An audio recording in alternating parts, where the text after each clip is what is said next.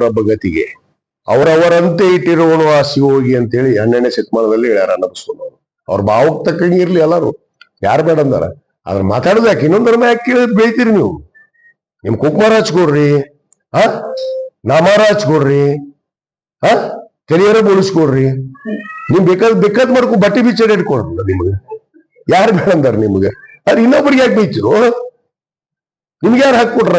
ನಿಮ್ಗೆ ಹಕ್ಕು ಐತನ ಬಯಕ? ಹಕ್ಕಿದೆಯಾ ಸಂವಿಧಾನದಲ್ಲಿ? ಇನ್ನೊಂದು ಧರ್ಮವನ್ನ ತೆಗೆಯುವಂಥದ್ದು, ಇನ್ನೊಂದು ಧರ್ಮವನ್ನ ಹೊಗಳುವಂಥದ್ದಕ್ಕ ಹಕ್ಕೆಲ್ಲಿದೆ? ಹಕ್ಕೇ ಇಲ್ಲ. ಅದು ಅರ್ಥ ಮಾಡ್ಕೋಬೇಕು. ನಮ್ಗೆ ರೈಟ್ಸ್ ಏನಿದೆ, what are the rights of humanity ಅಂತ. ಇವ್ರಿಗೆ ಹ್ಯುಮ್ಯಾನಿಟಿ ಅಂದ್ರೆ ಗೊತ್ತಿಲ್ಲ, ಮನುಷ್ಯರಂದ್ರೆ ಗೊತ್ತಿಲ್ಲ. ಮನುಷ್ಯರಿಗೆ ಬೇಯಲು ಏನು ಮೃಗಗಳ ಮನುಷ್ಯರಿವರು?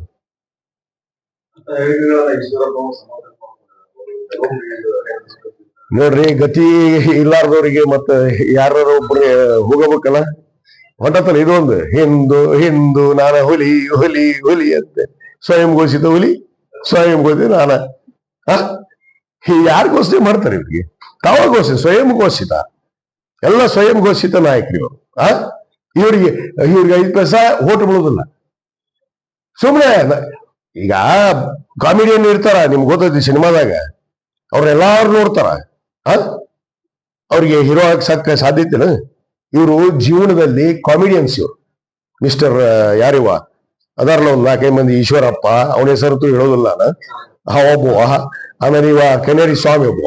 ಇವರ ಜೋಕರ್ಸ್. ಇವರು ಬಾಯಿ ತೃಪ್ತಿಗೆ, ಮನಸ್ಸು ತೃಪ್ತಿಗೆ ಮಾತಾಡಿ ತಿಟ್ಟಿ ತೀರಿಸಿಕೊಳ್ಳೋರು ಅಂತಿವ್ರು ಅಷ್ಟೇ ಸಮಾಜದಲ್ಲಿ.